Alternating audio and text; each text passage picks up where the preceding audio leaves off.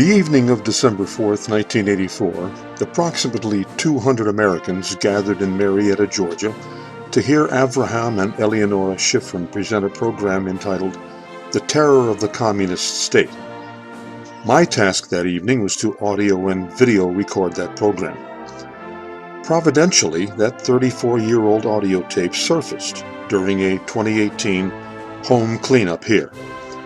Why providentially? We have just suffered through the debacle history may term the KAVANAUGH clusterhump, during which the increasingly strident and vicious American-born philosophical offspring of the communist tyrants responsible for terror in the USSR in the early 20th century shed their cloaks of civility and declared all-out war on the United States Constitution, the rule of law, and any who would resist them. The program was sponsored by horrors, the John Birch Society. You may be too young to remember how the leftist media here savaged the Birch Society from the day it went public in the late 1950s. If you want to know what that was like, simply replace the Birch Society with President Donald Trump. In those nearly 60 years, the media have honed their destructive skills against their opponents to an art form. And why did the leftist media, but I repeat myself, vilify and attempt to destroy the Birch Society? It most likely had something to do with the sinister and depraved Birch motto, quote, "Less government, more responsibility, and with God's help, a better world," close quote. Pretty terrifying, isn't it? And in case you're just noticing, the bulk of the media have been lying to us for decades. But let me return to this primarily audio-only program, to which I have added graphics where I believe them to be appropriate.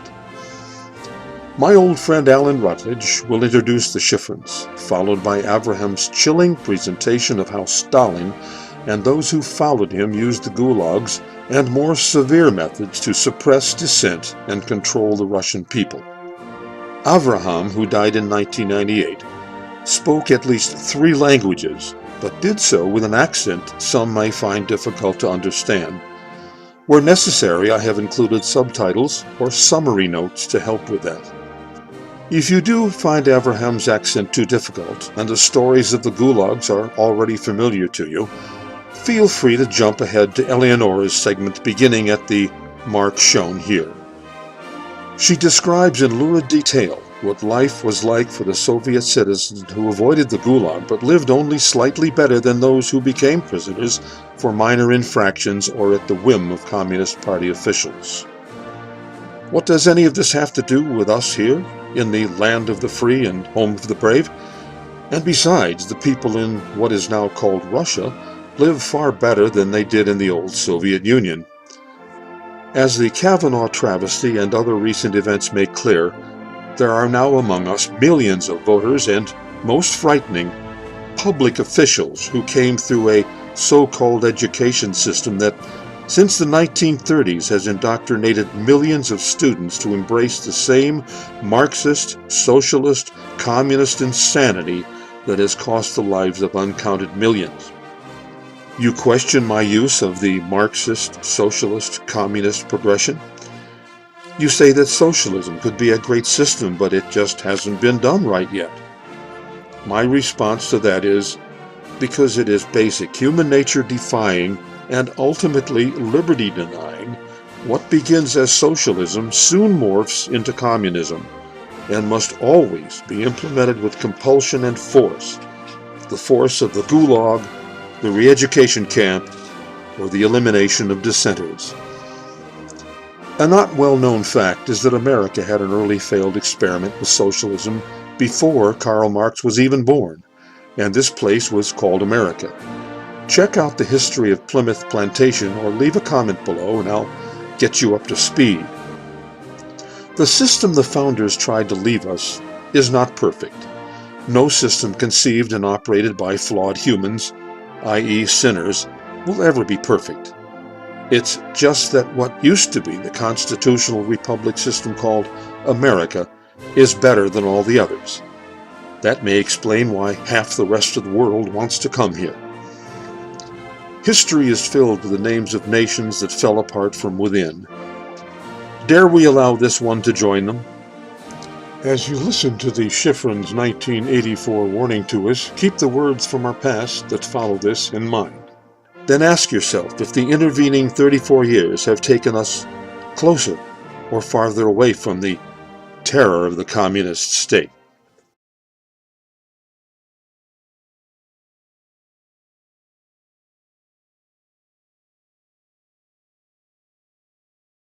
Gentlemen, it's a privilege for me to introduce our guest speakers tonight from Israel, Avram and Eleonora Schifrin. This is actually the second tour in the United States on behalf of the John Birch Society that the Schifrins are engaged in. However, they have been here in the States several other times on previous speaking tours for other organizations. In 1953, Avram Schifrin, while working as chief legal advisor for the Soviet Defense Ministry, was falsely accused of being a spy for Israel and for the United States. He received the death sentence, but it was later commuted to 25 years of imprisonment. Out of that 25 years, he spent 14 years in prisons, concentration camps, and in internal exile. After his release, he became one of the leaders of the Jewish movement for repatriation to the State of Israel. In 1970, the Soviets allowed Avram to immigrate to Israel, where he organized the Research Center for Prisons, Psychiatric Prisons, and Forced Labor concentration camps in the USSR. The Research Center has extensive underground contacts with people still in the Soviet Union, and it conducts regular interviews with new immigrants from behind the Iron Curtain. As a result of this work, our speakers tonight have a wealth of knowledge, not only about the situations of prisoners in the camps, but also about the everyday life that exists for the average Soviet citizen. Avram has testified on all of these matters to the U.S. Senate investigative committees. Due to his former position in the Soviet Defense Ministry, Mr. Schifrin is very familiar with the military-industrial apparatus of the USSR, and consequently he is very much aware of the threat that poses to our liberty and to the liberty of the entire world. Avram's wife, Eleonora, was also active in the Jewish repatriation movement in the USSR. Because of her activities, she was well known to many American organizations by the time she arrived in Israel in 1972. She was subsequently invited to the United States, where she spent several months lecturing. She also lobbied in the United States Congress against aid and trade with the communists. In 1973, she was granted the title of Honorary Citizen of Texas. I think we ought to make her an Honorary Citizen of Georgia, too, or at least of Marietta. Together, the Schifrins have given hundreds of lectures and media interviews, as well as participated in numerous demonstrations, all to bring the attention of the world, as well as the American people, to the plight of suffering people who are living under communist tyranny today. From their perspective outside the United States and their background inside the Soviet Union, they offer a very rare insight into the communist world. We're delighted that Mr. and Mrs. Schifrin are here to share their knowledge with us tonight. So, ladies and gentlemen, let's give them a great big American welcome, please.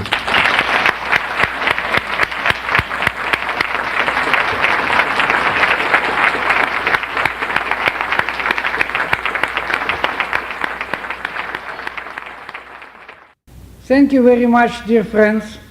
We are always glad to be with Americans which are not indifferent to this situation in the world and in America.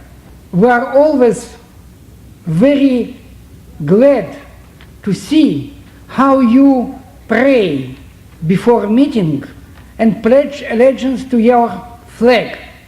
You maybe will not understand our approach to this. We came to you from another planet, from Soviet Union, in which people despise their flag, in which people despise communism. Only here in the West I met idiots which love communism. I am very proud that I am staying now among American and Israeli flags, because I think we are natural allies in our struggle against communism. Jews know very well that communism it is biggest anti-Semitism, that communism it is biggest enemy of Jews. And that's why we are anti-communists. Some of us understand this problem more deep. And you are stronghold of freedom.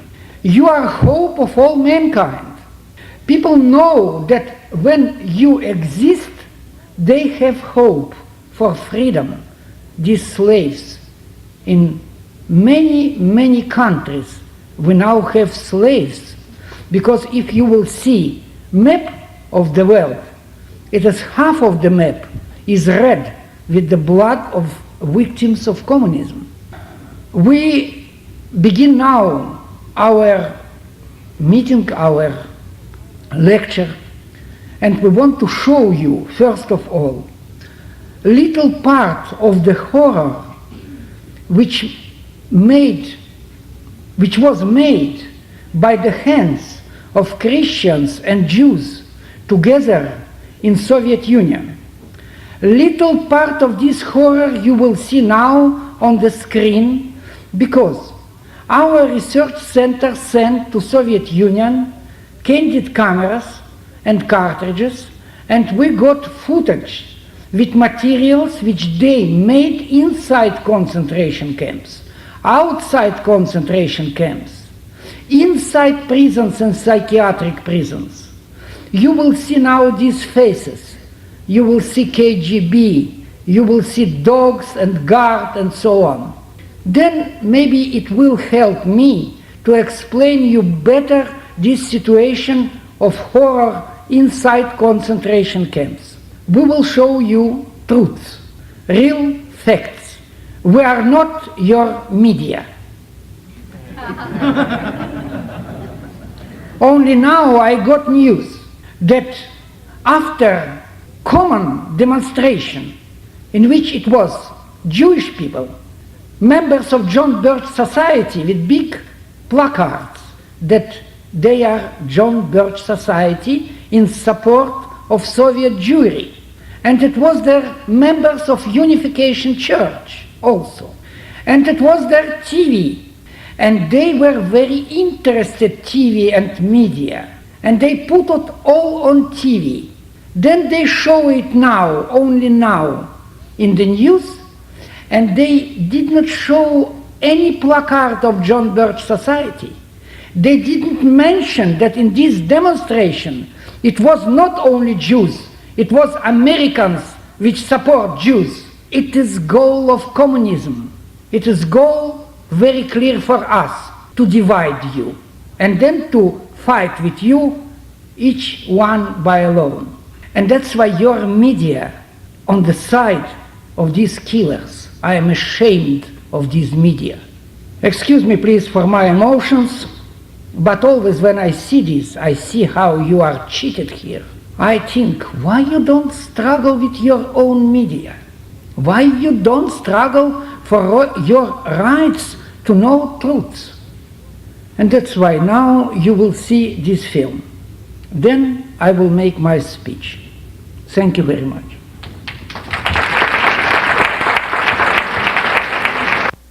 Dear friends, now it is a little more simple for me to speak about my friends in concentration camps. Now you know that I never speak about my own experience only, because I speak like director of research center, and we speak about today exist Soviet concentration camps. History, it is not our task. We speak about prisoners which struggle and die today in concentration camps. Many people love to speak about former concentration, previous concentration camps. We don't speak about concentration camps from the time of Stalin or Khrushchev. We speak about today, Chernenko concentration camps. I must, because of this, tell you few corrections to this film, because we made this film few years ago. Now we have new data, new information, new corrections. Here I told about 700 concentration camps in Soviet Union. In this book, which we publish now, Guidebook to Concentration Camps of Soviet Union, you can find this map with 2,500 concentration camps. In Nazi Germany it was 35 camps. And among these 2,500 camps we count 43 extermination camps. In film I told about 6 camps, 43, and we have new information. I told you about, in film, I told you about few fates, about Sharansky, that he is under investigation. He got now 13 years imprisonment because they gave him sentence like to the spy, against spy. I also was spy.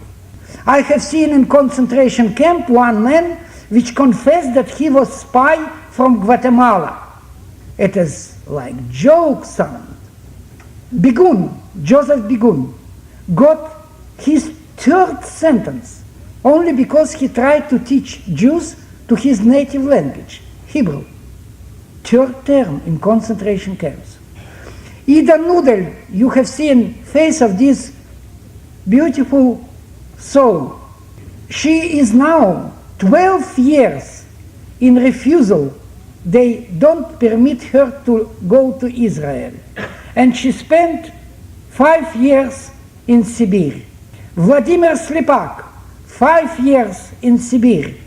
Yuri Shukhevich, I tell about corrections to the film. Yuri Shukhevich, son of Ukrainian uprising general, finished now his 30 years imprisonment and came to the exile. They sent him to exile after 30 years, absolutely blind. That's little corrections to this film. From these corrections you see that nothing changed. If changed, only deteriorated. We speak about this information in our film, in our guidebook, and we speak to you about these facts because we question thousands of newcomers from Soviet Union and they give us this information.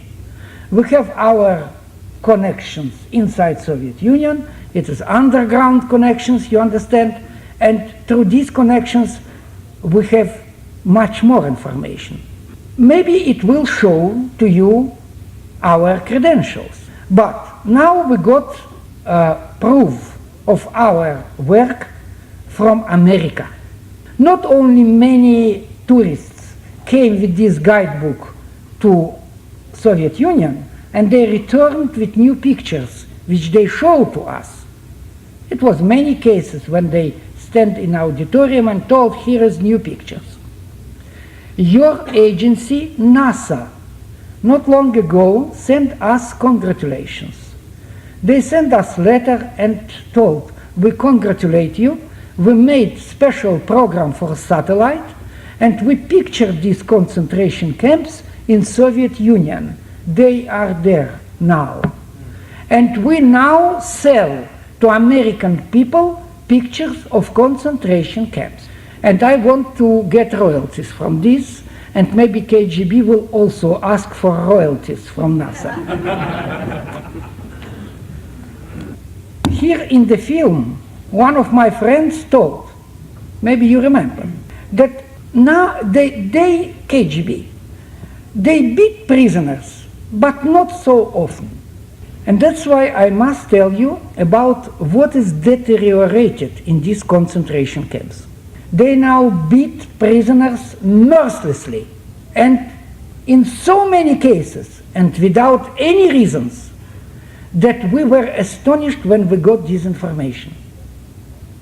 But then we got another information, that they divided in concentration camps, barrack from barrack. Now prisoners cannot come to visit each other, and they got rights, KGB, not prisoners, to shoot inside concentration camps from towers with machine guns without warnings. They send now people to incarceration cells with the eyes on the walls and on the bottom. They send them without any limitation. Before it was limitation, 10 days. Now they can send prisoner to such ice box without clothes, without limitation. It means death. They deteriorated this situation, and who is there in these concentration camps? Who struggle for life in this situation of constant hunger? It is not hunger which you know, hunger for day or days. It is hunger for years. When people think only about what to eat, when people, it is only bones, when they make medical investigation once in 3-4 months, prisoners go naked in the line, and physicians only look on their butt, behind. If it is something behind, you will go to the work. If it is only sack of skin, they will give you a little to rest, because they need that you will work for them. In normal concentration camps, they try to put people on the work till the end, when they can work.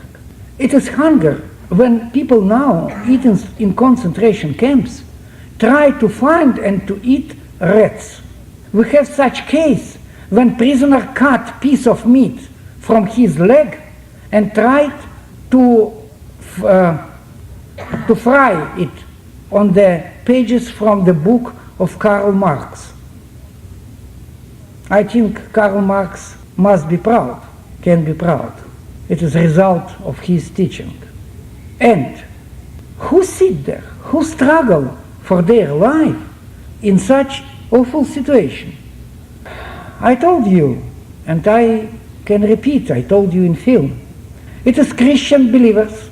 We know more than 100,000 names of Christian believers which they put in the prisons and camps only because they believe in God. Because they want to pray independent in forests and not in churches in which they have KGB priests, like Jews have KGB rabbis. Because church live under constant control of government and KGB. And if you will go to the church to baptize your child, priest will report to KGB and you will be next day without work. And that's why in Soviet Union now exists catacomb church, like in the days of Romans.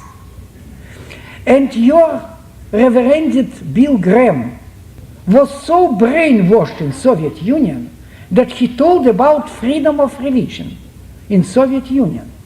It is not your media, it is priest. And he cheated you. I think because he wants to be cheated. Because information about these 100,000 Christians in Soviet prisons, he can get from Reverend George Wins, which work here, which is here now in United States, represent underground Baptists in Soviet Union. He can get this information from organization of Reverend Richard Wurmbrand in Los Angeles, which present organization Jesus to Soviet, Christ to communist world.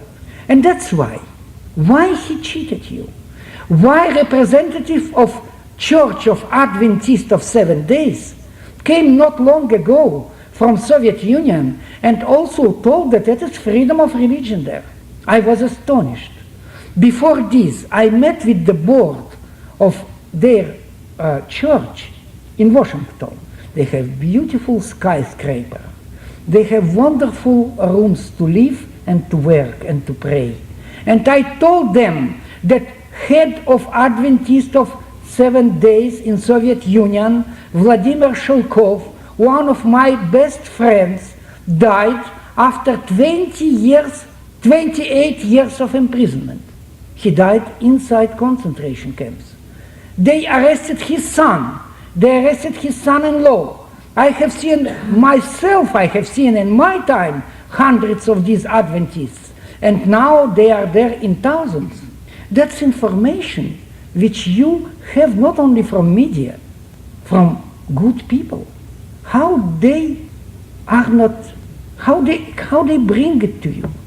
They send now all dissidents to concentration camps in Soviet Union. They try to finish with dissidents in Soviet Union. They began now mass arrests in Soviet Union among Jews which want to go to live in Israel, among their own peace movement. They arrest people which try to learn yoga. Yeah, it is also crime to learn yoga because it is anti-Soviet ideology. Like Bible you have seen in the film, Bible it is anti-Soviet book. And you know what, in my opinion they may be right. Bible it is anti-communist and anti-Soviet book. Because Bible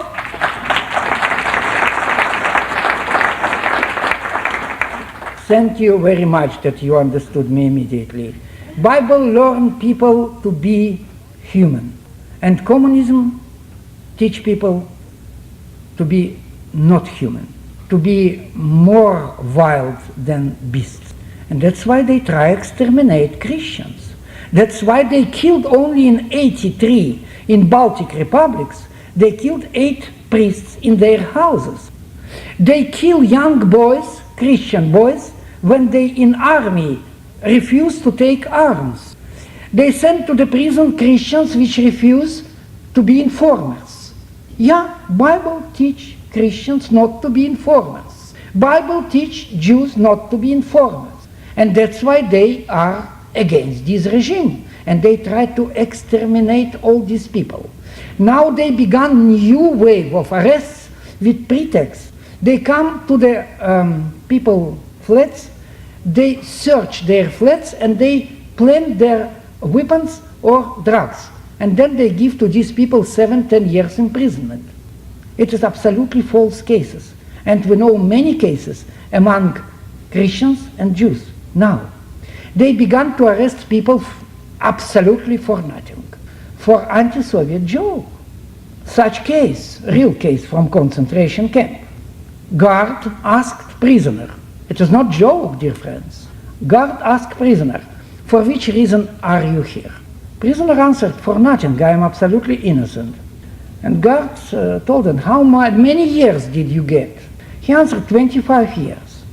Ah, you are a liar, answered guard, because for nothing they give only 10 years. It is not joke. That's why it is so awful. My father got, before me, 10 years imprisonment because he told anti-Soviet joke to the neighbor. And neighbor want to get a room in our flat. And he reported to KGB, my father was arrested and died in concentration camp. And it is normal in Soviet Union. In each family, among these 270 millions, you can find 1, 2, 3 arrested people, before or now. Do you know that in family of Stalin it was 20 people arrested? Stalin sent them to the prisons because he suspected them. It was wife of Molotov in prison. And I don't tell about thousands and thousands communists which they sent to the prisons. And that's why you must understand, it is really prison land. It is country of slaves. One of most serious power among these people in prisons and people in freedom, it is nationalists. Jews began struggle against Soviet Union because they show to all people in Soviet Union that you have right to go abroad. Open struggle. Soviet Union were astonished. And you know that in the beginning they gave to some thousands of Jews to leave Soviet Union. But all other nations understood from this struggle that they also must struggle. Now we have in Soviet Union big nationalist groups which demand independence from Soviet Union. Ukrainians, Georgians, Baltic republics, Latvia, Lithuania, Estonia, Moldavia, Kazakhstan, Uzbekistan. In each republic which former before revolution, they were free nations. They demand to be again free from Soviet Union. That's why I told you, only here I found people which believe in communism. There no one never believe now in communism. And people which demand to be independent, which demand to stop Russification in their countries, they send to concentration camps. They send them mercilessly because they know very much, very well. They know that these nationalists, if it will be war, they will bury communism. They will uprise. Because nationalists, it is real power in Soviet Union. Now in Soviet Union, it is very special situation. And why, I will explain you in few minutes. They now made new regulations against people which live not in their homes. Formerly, if you live not in your flat, you come to visit some friends in another city, and you live there without stamp permission of police, they send you back, only send you back. Because you must live only in the flat in which you have stamp of police permission to live. It's impossible like here in the United States to change city to another city and to change flat to another flat. Without permission of police, you cannot move from one place to another. It is regulation, it is law in Soviet Union. Now they made new law. If you live without stamp of police in another city, they arrest you and give you 2-3 years imprisonment. They now began to beat in the streets foreigners. Yeah, it is new. They made new regulation that Soviet citizen cannot invite to sleep in his flat foreigner and cannot bring him in his auto, in his car. They try to stop all connections among Soviet Union citizens and foreigners. And when we got all this news about deterioration situation in concentration camps, about this deteriorated situation in freedom, we asked our underground contacts what's happened, why they do it. And now we got answer. And because of this answer, we came to you, not to speak about concentration camps only. We came to you to warn you. Soviet Union now concentrate weapons on their western borders, and they have intentions to invade one of the countries in Europe. And our friends in Soviet Union suppose that it will be Sweden. And because they brought so many conventional weapons to the borders, they closed 60-mile border zone, and they don't permit to people to go out and to go in, Soviet citizens. But our friends got this information and they sent it to us. And few months ago, academician Sakharov, very brave, distinguished man in Soviet Union, sent letter to your president Reagan and warned him, if you will not put Pershings, your winged rockets, in Europe, in few months it will be war. He didn't explain about this concentration of army in Soviet Union. We got this news. Now we know very well that our information and this warning of this distinguished man, it is equal information. And it is very good that your president put these rockets in Europe. Because of this, they didn't begin this war. They wait some minute, they wait some day, we don't know which day. But in this time, they brought rockets nearer to you. They put their warships in Mexican Gulf and their submarines with atomic weapons. They brought submarines to the Atlantic and Pacific to your shores. And 100%, they will frighten you from Cuba and Nicaragua and from their ships with these rockets. In the day when they will begin invasion in Sweden, they will frighten and blackmail you that they will send these rockets on your heads. That situation, and your media, your wonderful media, inform you that Soviets brought rockets to Nicaragua for self-defense. And also bombers they brought to Nicaragua for self-defense. And when they brought rockets to Cuba in 1961 or 62, in the days of Kennedy, you protested. Now they brought these rockets again, and you keep silence. You are too occupied with your luxury life.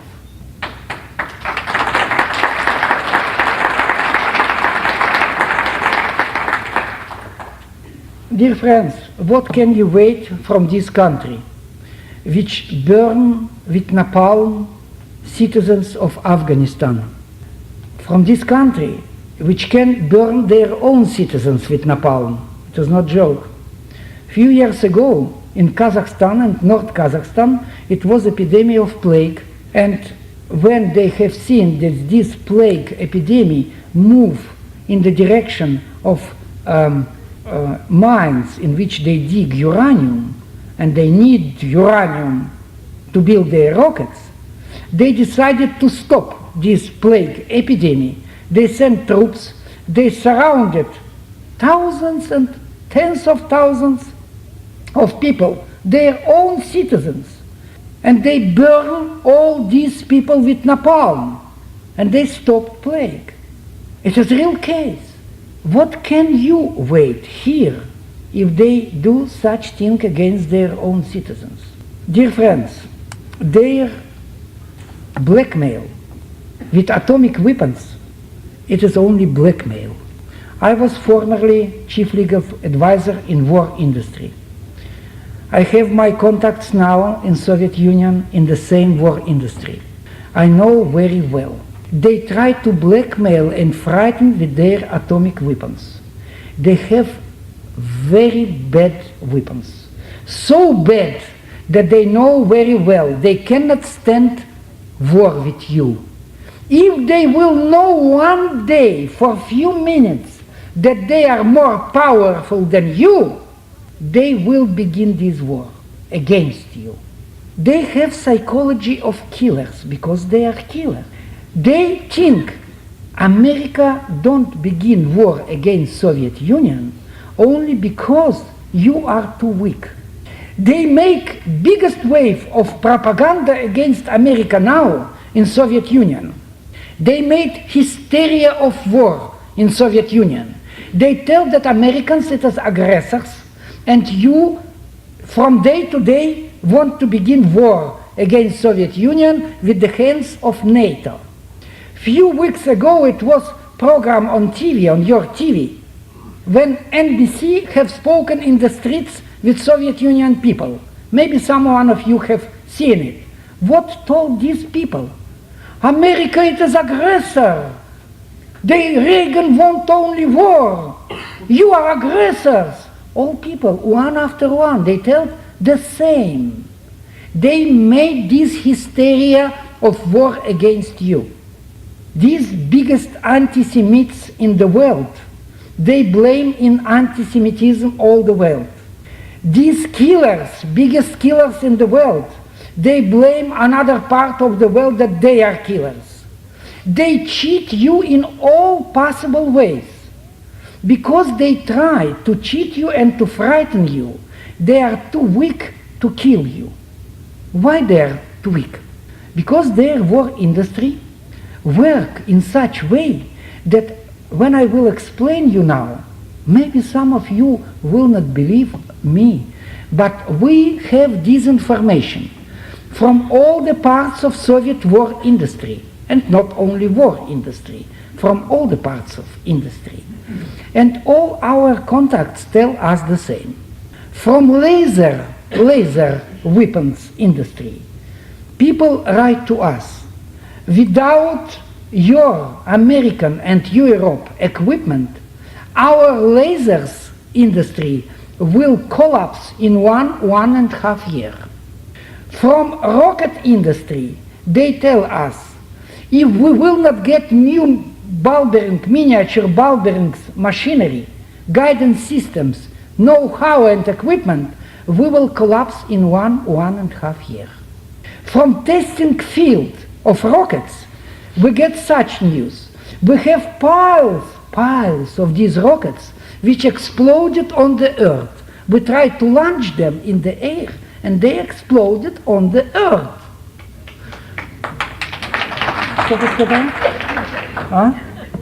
They send us information that without your computers, they cannot work. Such letter. We got your computer from city Poughkeepsie, and we put it in electricity, and it does work. It worked. And our computers, when we get it from Soviet plants, we put in electricity, and then half year engineers work on this computer, and then maybe it will work. That's quality of their computers. I will tell you that Soviet Union engineers and workers in war industry, they are not interested in their work. They are interested to get salary, miserable salary, and to drink vodka. I will give you one example. Such example. In one of very big war plants in Tula, a city full with war plants, 200 kilometers from Moscow. They got first red banner of war industry.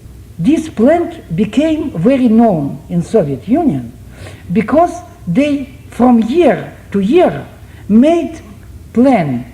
They fulfilled their plan more than 100%. And quantity of their work was so high, quality was so high, that they got first banner in the war equipment industry.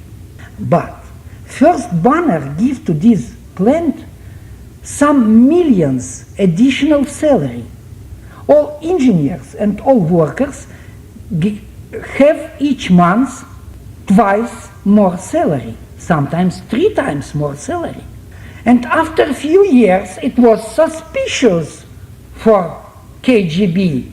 And they investigated this, and they found that this plant produced 4 years garbage, and put this garbage to the storages, because they made very little spare details for automat machine gun Kalashnikov. And they made such thing.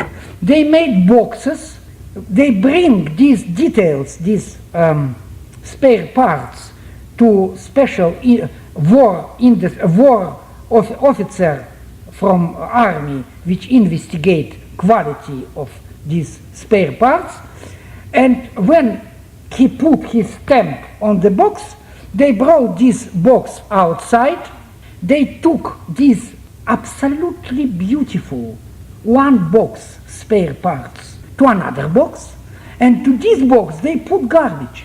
And in such way they worked 4 years.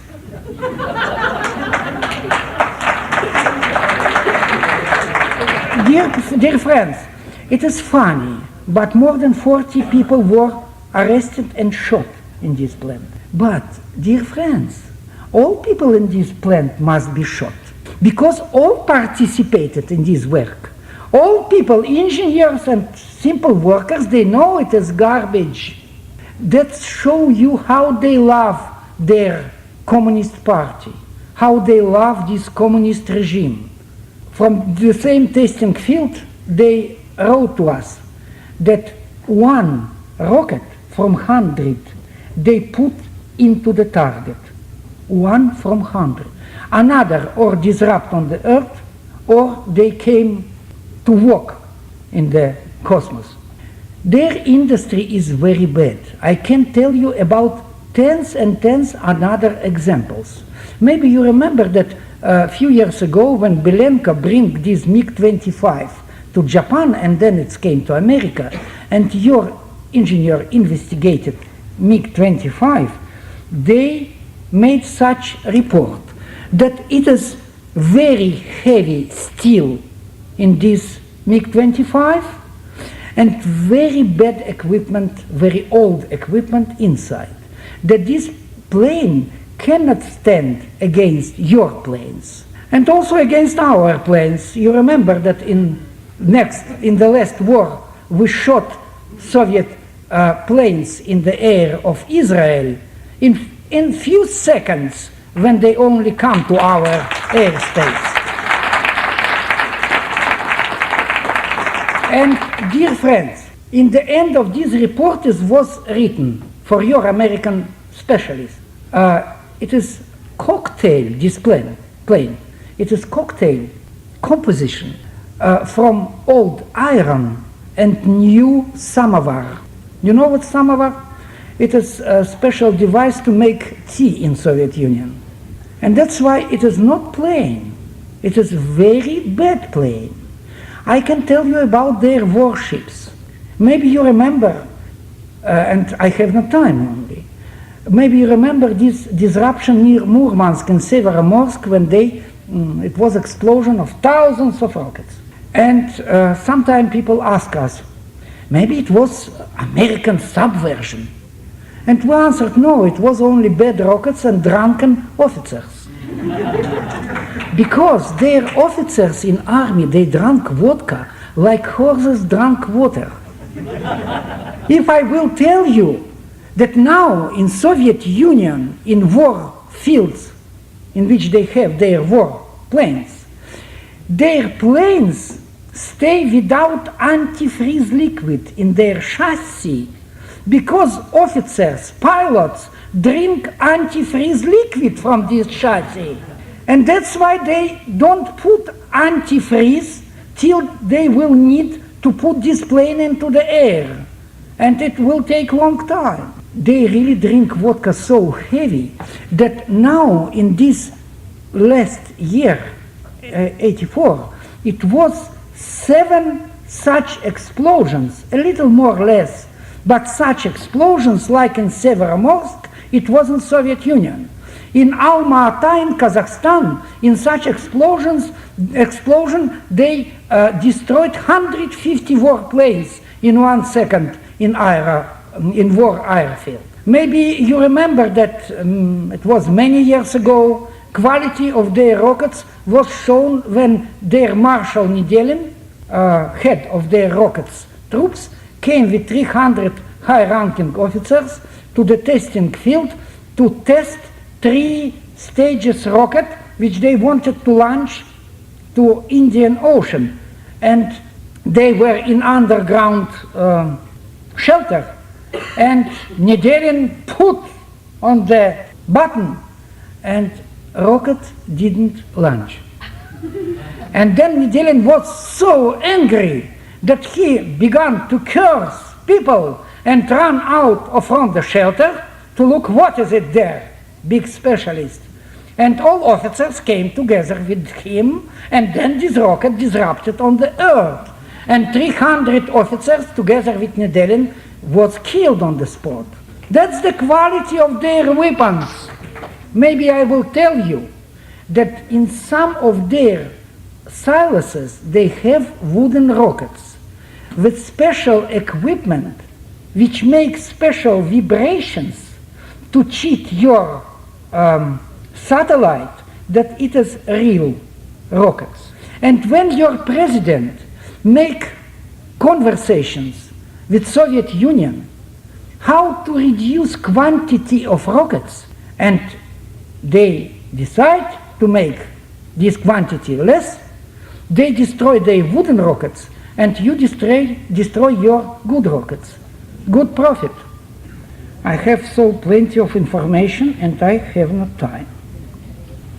Maybe in the end I must tell you that they need your equipment and all your know-how and so on so urgently that they spy you so heavy that now in Soviet Union KGB we also got this information. They tell your America paradise for spies. They spy you. They steal from you what you don't sell to them. And they organized many false firms in Europe which buy from you this equipment and sell them in Soviet Union. And people in Soviet Union ask us, because they know very well that they get this equipment through false firms. Why United States don't make so simple law? If some firm buy from America equipment, they have not right to sell it to another country without permission of United States. It is so simple. Maybe these people in Soviet Union, they are more clever than your politicians or your State Department. I think that your State Department is enough clever for this. And who is interested in all of this? Who is interested to help the Soviet Union? We have this information. I told you, they will collapse without your help. We came to you with this news about war which they prepare. We came to you with this information that they have not power to kill you. You are more strong and you are free. What you need, what you really need to be united in this struggle. You must unite white and black, Jews and Muslims. All nations must unite if they want to be in peace. Because Soviet Union bring to all the nations war, only war. They kill people, and difference between you and them is that you speak and make banquets, and they kill. It is different. And they want to divide you.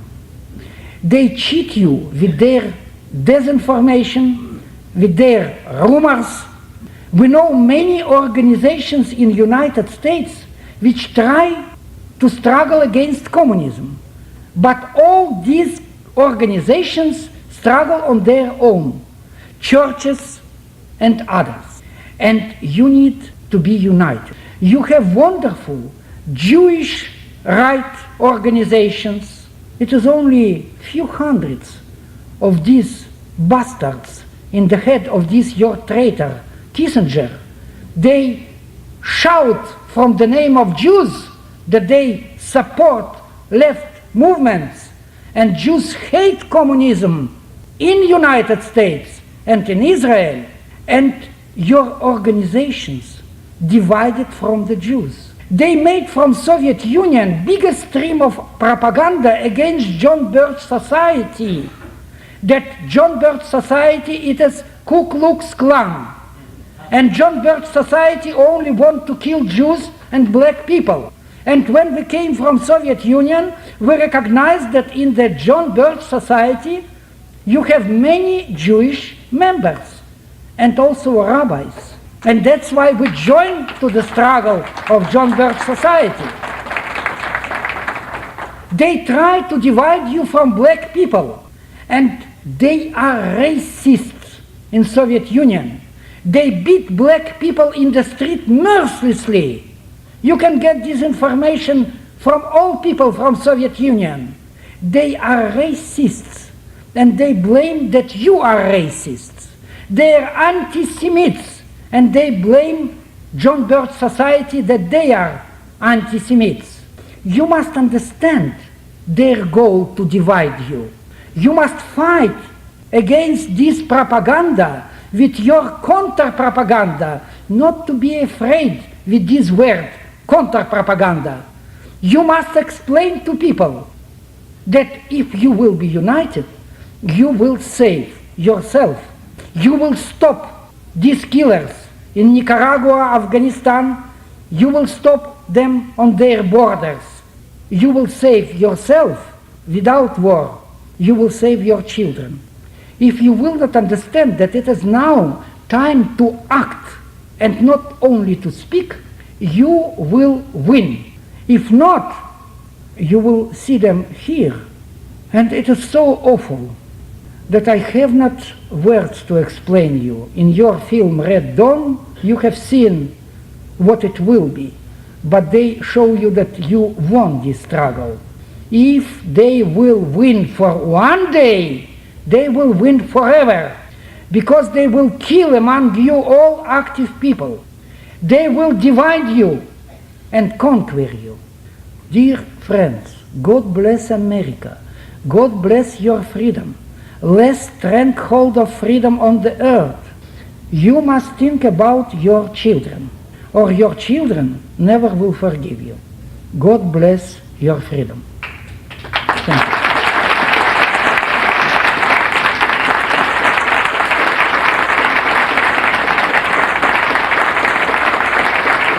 Thank you.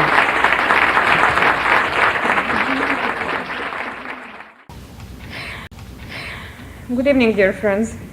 I'm in a hard position. Abraham used all of my time.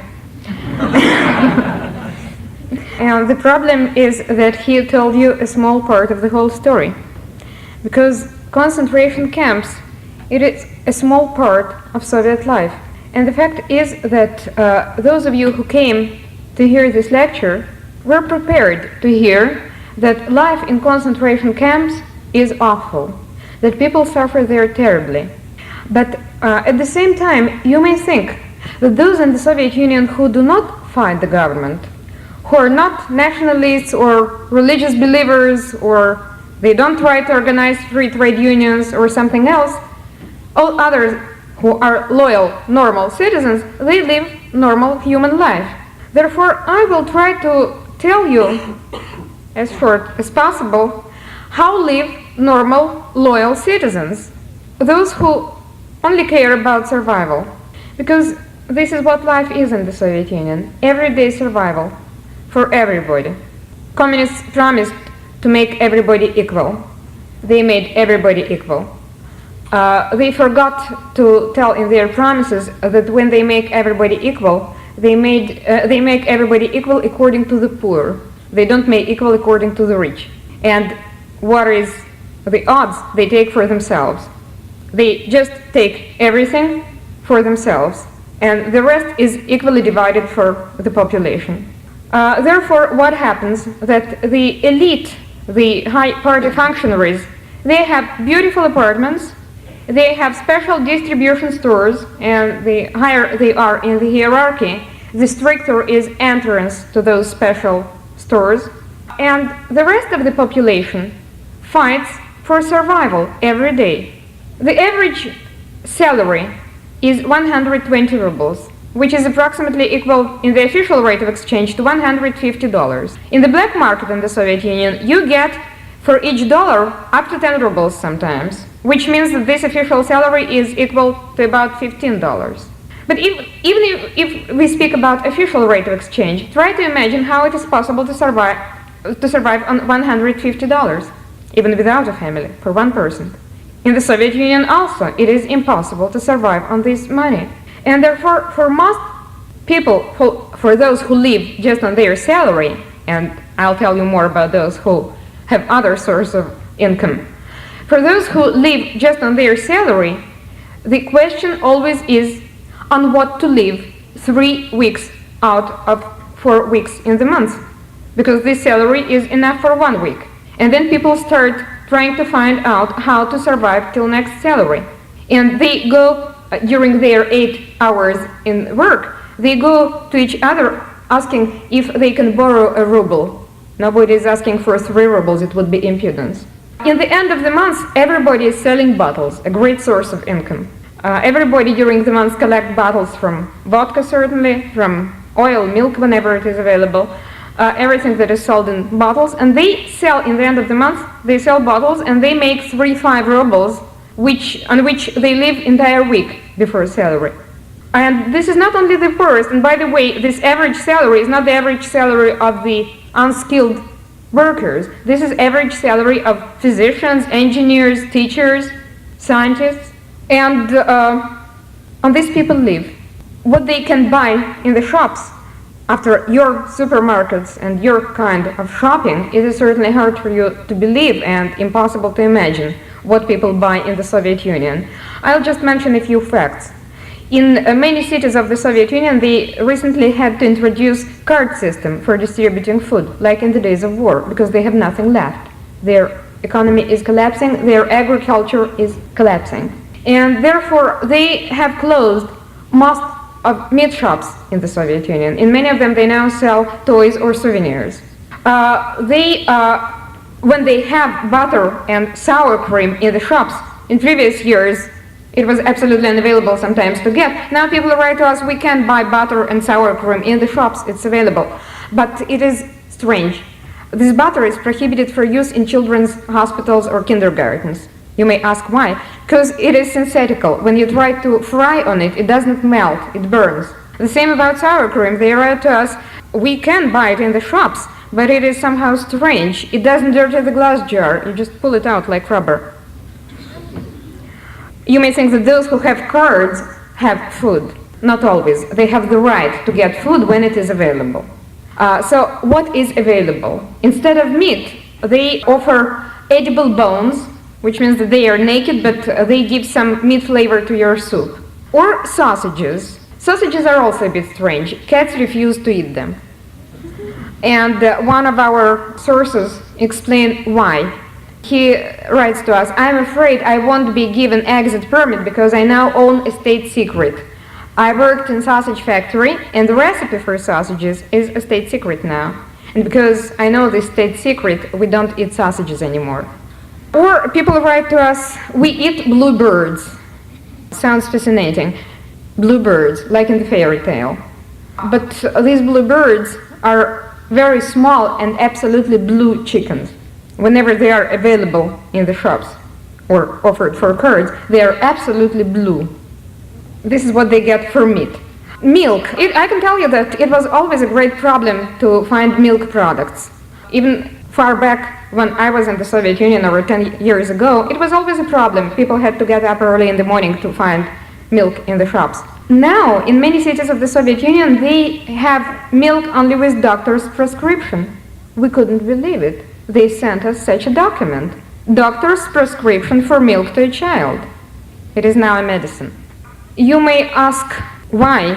The problem is that they have destroyed their agriculture to such an extent that peasants in the collective farms simply don't want to work. They're not interested in work. Right? I will give you one example. Kostromskaya Oblast. It is the area approximately the size of the state Idaho. In 1983 alone, the number of cows in this area reduced from 28 millions to 12 millions within 1 year. The cows are simply dying of hunger. And it is not a secret in the Soviet Union. Everybody knows that this is a tremendous problem every winter, how to save cows from hungry death. And they discuss it openly in their media every winter. They give reports how this or that area supplies food and what they invent in order to prevent hungry death of cows. One of the inventions is green glasses. What green glasses may have to do with hungry cows? I'll explain. In many villages in the Soviet Union, they have straw roofs. And in winter, they give those straw roofs to cows instead of grass, and they offer them green glasses in order to make them believe it is grass.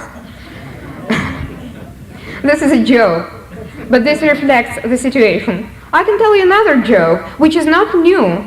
It existed several years ago, which shows that this situation with milk is not new. It has deteriorated, but it was bad enough several years ago too. The joke says, Brezhnev comes to a collective farm and he's talking to a girl who is responsible for milking cows, and he tells her, why in the United States they get 8,000 liters of milk from each cow every year and you make only 3,000 liters?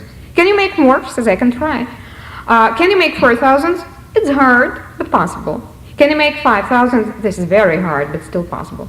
Can you make 6,000? Oh no, Mr. Brezhnev, this is going to be pure water. This maybe explains why the milk is always blue. We here in the restaurant see half and half. I asked what it means, half and half. Half what? They said half milk, half cream. In the Soviet Union, when they serve milk, they never say half and half. They simply give half water, but they say it is 100% milk. This sounds awful, this sounds incredible to you. But let me remind you that now in Ethiopia there is famine. All the years before communists took over, you never heard about famine in Ethiopia. As soon as communists took over, they started having famine. It is exactly like it was in the Soviet Union after communists took over. They started destroying their population by famine. They started destroying peasants by artificial famine in order to suppress them, to destroy the most capable of them, those who loved the land, in order to take the land away from them. They realized very well that the peasants will not want to give away their land. Therefore, they simply destroyed them by artificial famine.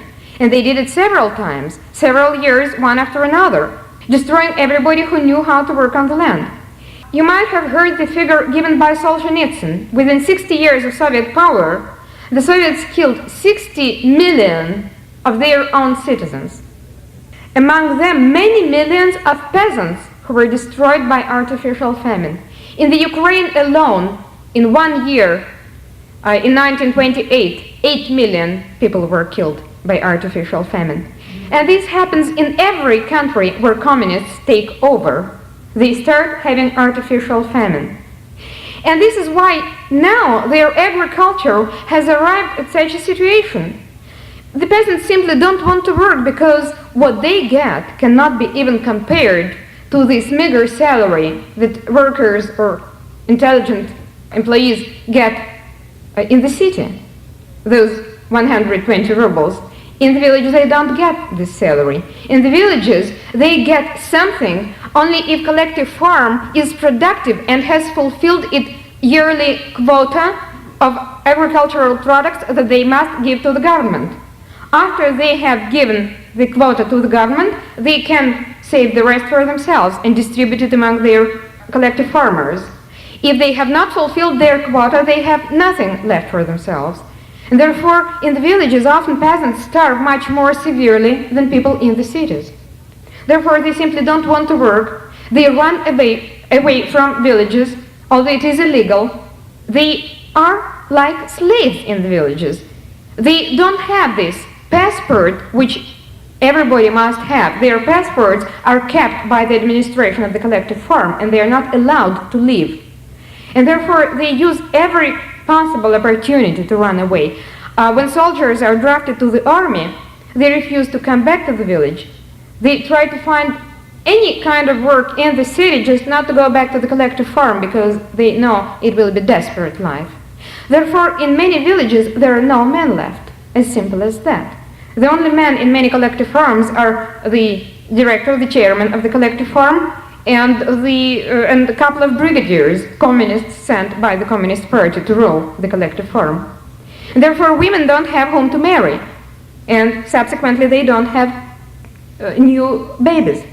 If I give you the example of the same Kostromskaya Oblast, where I talked about the reduction of number of cows, in 1983, entire year, they did not have a single marriage in the entire area, and not a single child was born. As a result, the Soviets realized by now they are having demographic crisis. Even before, they were discussing why the average Soviet family has just one child. The answer is very simple. They cannot feed their children, and they don't have place for them to live.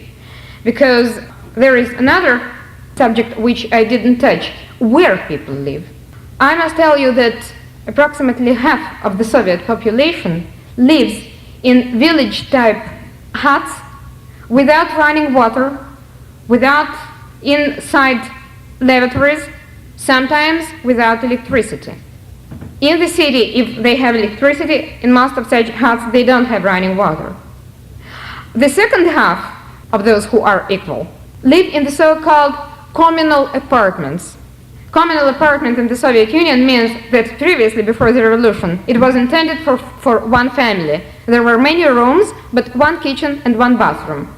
The Soviets, when they took over, they moved into each room one family. Therefore, now There are apartments where there are 15, 20, sometimes up to 40 families living in the same huge corridor, sharing the same one kitchen and one bathroom. And sometimes in each room there is now more than just one family. They divided those rooms into parts because the families grow, children get married, bring their own children, and instead of one there are now several families in each room. And they continue to live together because there is no hope to get a new apartment. You only have the right for a place in line for a new apartment if you have less than 9 square meters of dwelling space per person. If you have 10 square meters dwelling space per person, you don't even have the right to wait for an apartment. They consider that you have enough dwelling space. And those who have this wonderful right to wait for an apartment wait for 10, 15, sometimes up to 20 years for a new apartment. And then they get this incredible luxury, 2, maximum 3 rooms for family. But it is separate. They have their own bathroom and their own kitchen. Unbelievable luxury. This situation exists for all normal people. And I told you, there are some people who have additional sources of income, because you understand that it's impossible to survive on such salary when a suit costs about your monthly salary, a pair of shoes, half monthly salary, a chicken in the black market, because people have to go to the market when there is nothing in the stores. They have to eat something, so they try to find something in the free peasants market. Chicken costs 10, 15 rubles now. So all your salary will give you 10 chickens at the most. You understand that it's impossible to survive, and still people survive somehow. So I'm sure you have the question, how do they survive? What are the additional sources of income? Everybody steals. And if you ask anybody from the Soviet Union if they lived on stealing in the Soviet Union, most of the people will tell you, no, I'm an honest person, I've never stolen anything in my life. They may not be lying. They may believe what they are saying. What they mean is that they did not steal from individuals. They only stole from the state. And nobody considers it a crime to steal from the state. The state steals from them. Everybody realizes he is being robbed by the state. Therefore, nobody is ashamed to steal from the state. They are afraid to steal because they know that if caught, they are going to be punished. But they steal. And they feel themselves justified in doing so. So what people steal? I can give you one example. One automobile plant where within 1 year they stole spare parts for 150,000 rubles and 64 entire new automobiles. This shows to you in which quantities they steal. I can add to this a joke. Reagan talks to Brezhnev and he says, in my country we have average income per person $50,000 a year. Brezhnev says, big deal. In my country, they steal 3 times more each year. People invent, they not only steal whatever they can see around in their working places, some of them invent very sophisticated methods of stealing, what you here call private enterprise. And they make millions, because when it is private enterprise, you know how to make it profitable. And in the Soviet Union, I can give you just one example. In practically all parts of the Soviet Union, Siberia, North, West, North, you cannot find fresh fruits and vegetables in winter. Therefore, people from the Caucasus, from Armenia, Georgia, from warm republics, where they grow vegetables and fruits, they bribe people working in the airlines or on the trains, on the railway, and they buy entire planes sometimes or entire railroad carriers and bring vegetables and fruits, oranges, apples, to the northern areas and to Siberian districts. And people are happy to buy those things because simply they need vitamins. And certainly when they sell at higher prices than they would sell in the stores officially. But in the stores there is nothing. So they offer at a very high price and people pay any price. And certainly these people make a lot of money from this business.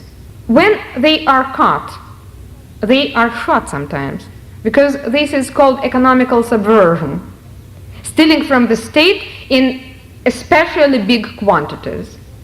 But they make sure, in order not to be caught, to bribe everybody around and all authorities on all levels.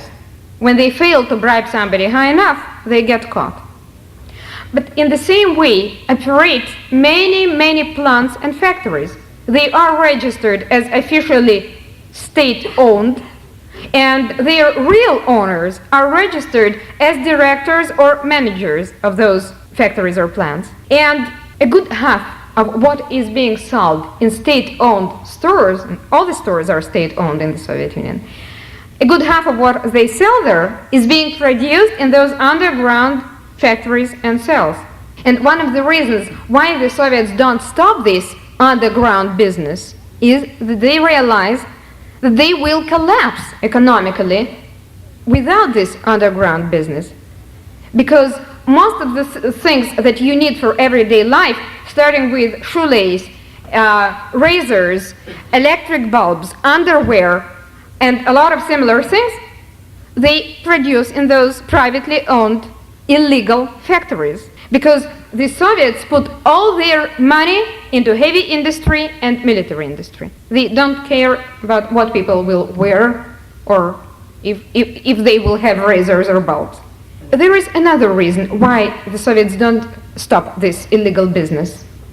They know that when everybody steals, everybody constantly trembles. And when everybody constantly trembles, it's very convenient for the KGB. They can arrest anybody at any moment and tell him that if he does not cooperate with the KGB, they will send him to prison. Quite legally, he is a thief. For imprisonment, they will send him to prison. And many people agree to cooperate because this way they believe they will save themselves from a prison term. Some people refuse to cooperate, but this cost them years of persecution, and life is finished for them after they refuse to cooperate. Because they are constantly persecuted and they are sent to prisons after all. But because everybody knows about such methods of the KGB, everybody suspects everybody else of being an informer. There is such a joke in the Soviet Union. A man stands in front of the mirror and says, "One of us is informer." One more important point about Soviet lifestyle. Many people here ask us why they don't have unemployment in the Soviet Union. We here have millions of unemployed, and they don't. There everybody works. The answer is very simple. There is a joke explaining why. They say they count number of jobs and number of workers and kill the difference. This is, of course, a joke. This is a joke, of course, but taking into account those 60 million people killed by the Soviets within 60 years of Soviet power, it becomes more serious than a joke. But there is another explanation why.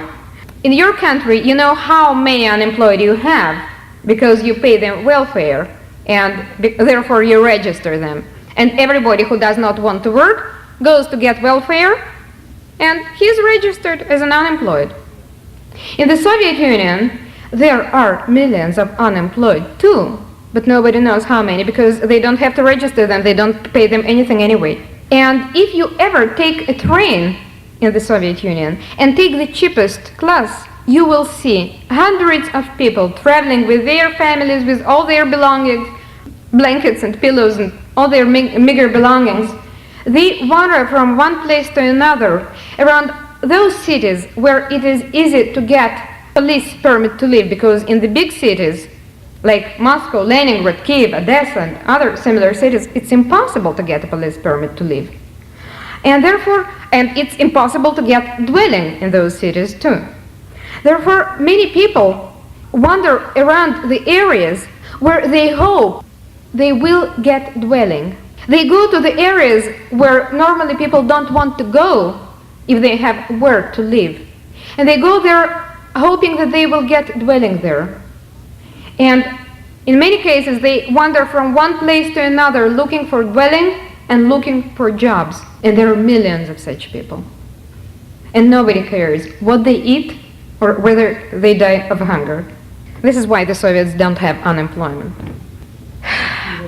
This situation exists for all people in the Soviet Union, but there is a group of people who have been always considered second-rate citizens in the Soviet Union. And their situation right now is absolutely awful, and these are Jews. Abraham told you that the Soviets are exterminating all dissidents in view of the new war they are preparing. But the fact is that they realize that if they want to do away with dissidents, they have first of all to do away with the Jews. Because the Jews were the first to show the example of open fight, and therefore they are the first who must be destroyed in order to destroy dissident movements. And therefore the Soviets are preparing the same Nazi-style final solution they were preparing under Stalin. Under Stalin there was a plan, and every Jew in the Soviet Union knew about this plan, to deport all the Jews to Birobidzhan, the so-called Soviet Jewish Republic, which the Soviets established in order to say that there is homeland for the Jews in the Soviet Union, therefore they have no reason to want to go to Israel. There are no Jews living in this place, but it is called Soviet Jewish Republic. And the Soviets invented a plan to deport all the Jews there. They have great experience in deporting entire nations. During the Second World War, within a few days, they deported entire nations of Tatars, Chechens, Ingushim, and some others within a few days. They picked up millions of people and deported them to Siberian and northern areas. Near Baikal Lake, where the main railroad goes to Birobidzhan from the west of the country, they built near Baikal Lake, which is the deepest lake in the world, a few thousand meters deep. They built a side rail line going to the shore of Baikal. It ends on a cliff over Baikal. And the plan was simply to throw the Jews there. Stalin died, and they did not realize their plans, the Soviets. But what's going on in the Soviet Union today shows to us that this plan is revived. The Soviets, on one hand, are persecuting the Jews, putting them in prisons for any reasons or without any reasons, using all kinds of pretexts. But at the same time, they are having unprecedented anti-Semitic campaign in their media, blaming all their problems on the Jews, and stating that Jews are agents of hostile state of Israel, with which the Soviet Union is going to have war one day. Therefore, this fifth column has to be destroyed. And they openly instigate the population against the Jews. Then one day they will give a sign and population will start beating the Jews in the streets. In fact, there are cases now when Jews are beaten in buses and in the streets, or Jewish kids are being beaten in schools, and teachers don't protect them. They say, what do you want? You are children of traitors, and our kids don't like traitors. And when the population will start organized massacres, then they will say, we have to protect our Jewish population from the angry population. And they will deport the Jews to Birobidzhan. But nobody knows how many Jews will finally arrive to Birobidzhan. Because the Soviets, for the last decade, constantly diminish official number of figures living in the Soviet Union. They used to say 4 million, although there are about 5 million. Then they started saying 3 million, then 2 million. Now they say 1,800,000. They recently started building new apartment buildings in Birobidzhan, having terrible dwelling shortages, which I told you about, in all the country. They opened a Jewish theater in Birobidzhan, the first time after 1948, when the last Jewish actors were killed. They made even a Jew the head of Central Committee of the Communist Party in this district. And they are apparently preparing to a situation when, on one hand, they will have to account for the numbers of the Jews, and then they will say, all we had was less than 2 million. And here they happily live in Birobidzhan, they will say. And they will show you beautiful documentary films about happy Jewish life in Birobidzhan, with Jewish theater, research institutes, and everything else. But you won't be able to count how many Jews live there. I know that this sounds incredible, But the fact is that you heard similar stories during the Second World War about Nazi Germany, and you did not believe those stories. For the same reason, they sounded incredible. You were saying a civilized country cannot commit such atrocities. You are right, a civilized country cannot. But the fact is that in the Soviet Union, the government is not a government of civilized country. It is a gang of killers who illegally grabbed the power in 1917, killing legal government, and they have ruled the nation ever since by killing, by terror. Therefore, you cannot expect from them what you can expect from an elected government. And the fact is that this gang of killers is being saved all these 66 years by your politicians, by your businessmen, by your bankers. The question is why? They knew from the very beginning what was going on in the Soviet Union. They in the first place, financed Soviet revolution. Then they saved the newly established Soviet government from immediate collapse. Then they started building Soviet industry. All Soviet heavy and military industry has been built by American businessmen. And you were made to pay for it. Because your businessmen are not complete idiots. They realize very well that every now and then Soviets nationalize whatever Americans build there, and then they would lose everything they invested there. Therefore, each time your businessmen sign deals with the Soviets, each time your big bankers give credits to the Soviets, they make sure that federal government guarantees that if they lose, if the Soviets don't pay back, the taxpayers will pay. Federal government will pay with your money. Therefore, they have to raise taxes all the time. They need a lot of money to build weapons in the Soviet Union. And you pay, and you don't understand that on one hand, it is simply not profitable, softly speaking. On the other hand, you are made to collaborate with those killers. You are made collaborants in those crimes, which becomes a moral issue. The Soviets have never, in all history of Soviet-American relations, the Soviets have never paid back a single loan. And when a few months ago, a former Polish ambassador defected, he gave such testimony that they never seriously considered paying back any of their loans. Therefore, your bankers know very well what they are doing when they give those loans to the Soviets. Soviet bloc countries by now owe you $85 billion, approximately. This is the lowest figure estimated. And they spend $1 billion each year on their Afghanian invasion. Again, you are made to participate. You are made to cover their expenses for this invasion. You are made to participate in this invasion by your machinery, because your American-built Mack trucks are there in Afghanistan. American engineers, with the help of Soviet prisoners, built biggest in the world truck plant in the Soviet Union, Mack truck on Kama River. Its output is 100,000 trucks a year. It is more than all American truck makers are making together in a year. But the fact is, the Soviets use half of the power of this plant to produce tanks. Therefore, you build Soviet trucks and tanks to fight in Afghanistan. Everything is connected. As freedom is indivisible, everything else in the world is indivisible. When you don't protest against crimes and you say it is their internal affair, you must realize that you participate in this crime. The fact is that there are people in your country who are paying for all these crimes, who make you pay for all these crimes, and who pay to your media to keep you ignorant about what is going on. Who are these people?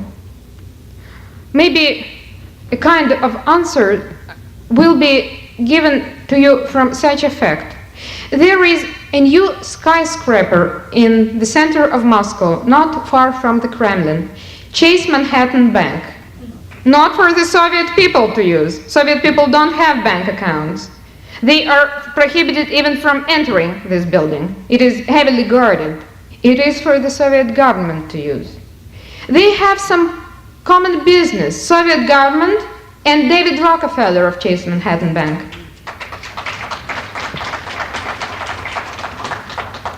But David Rockefeller is not alone in this business. There is a whole bunch of those big bankers who insist that your country must help the Soviet Union. We participated in Congress hearing several years ago on aid and trade with the Soviet Union. Avram was invited there as a specialist on Soviet military industry. There were other witnesses on the same side, like Anthony Sutton, Professor Anthony Sutton, who is one of the major specialists on Soviet-American economical relations. There were other specialists trying to prove by facts that this aid to the Soviets and trade with them is detrimental to your economy. On the opposite side, there were attorneys of those big bankers, of the Rockefellers, Carnegie, and others. And without any facts, they were trying to prove that aid and trade with the Soviet Union, it is just what you need. You may ask why they are so interested in this. They, in fact, no longer hide their real goals so strictly. A few years ago, the director of Ford Foundation made such a statement: our goal is to lower the living standard in the United States a little and to raise the living standard in the Soviet Union a little, so that gradual merger among capitalism and communism will become possible. This is what they want for you, gradual merger between your lifestyle and Soviet lifestyle. This is why we are saying that this danger of concentration camps is coming closer and closer to you. You are being sold away by your politicians.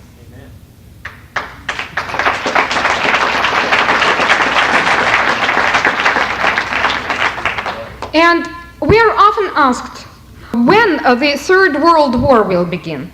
And we always answer, it's going on many years. How you didn't notice?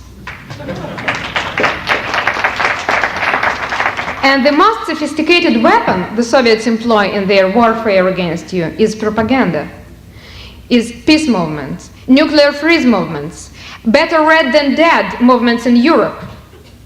The movements which prepare you to surrender instead of defense.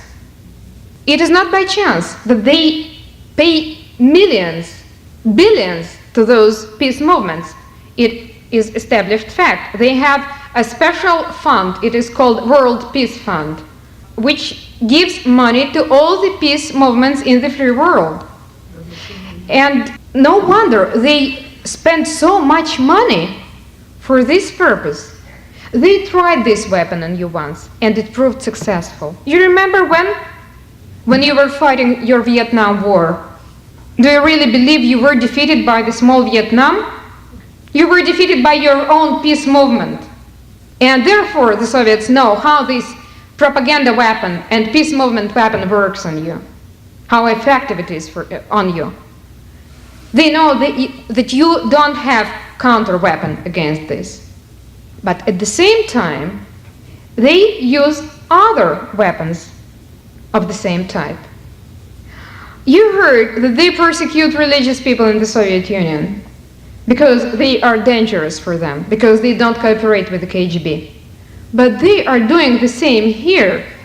They are trying to rob you of your religion because they realize very well, as long as people are truly religious, They will not cooperate with them. They will be loyal to their families, to their country, and they will defend their country. But when you lose God, you become an easy target for them.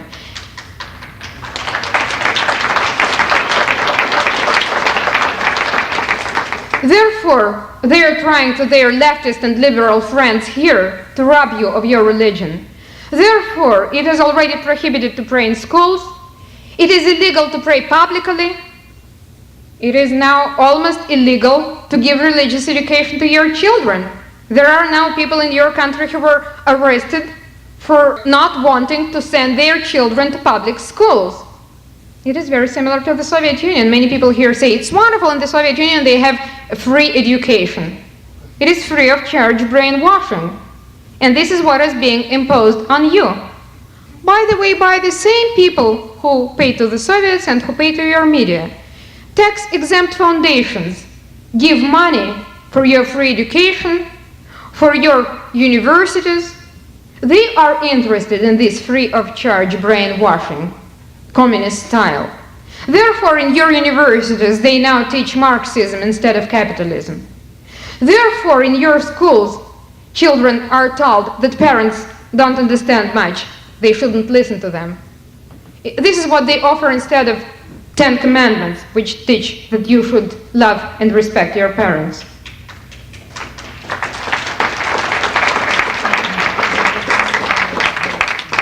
Dear friends, they are fighting against you, and you sleep. Time to wake up. Because if you don't wake up now, it will be very late tomorrow. Because communism is a shark. A shark, when it swallows, it doesn't spit out. It is one way. Those countries who become communist remain communist. Look at the map of the world. One country after another becomes red. Half of the world is now red. And in all those countries, people used to say, in our country it is impossible. The fact is that you did not believe during the Second World War, and after the Second World War you said we shall never let it happen again. It is happening again, but this time the enemy is stronger, more dangerous, and is aiming directly against you, against your freedom, against your children. And this time, when your children will ask you why you didn't save them from concentration camps, the only thing that you won't be able to tell them is that you didn't know.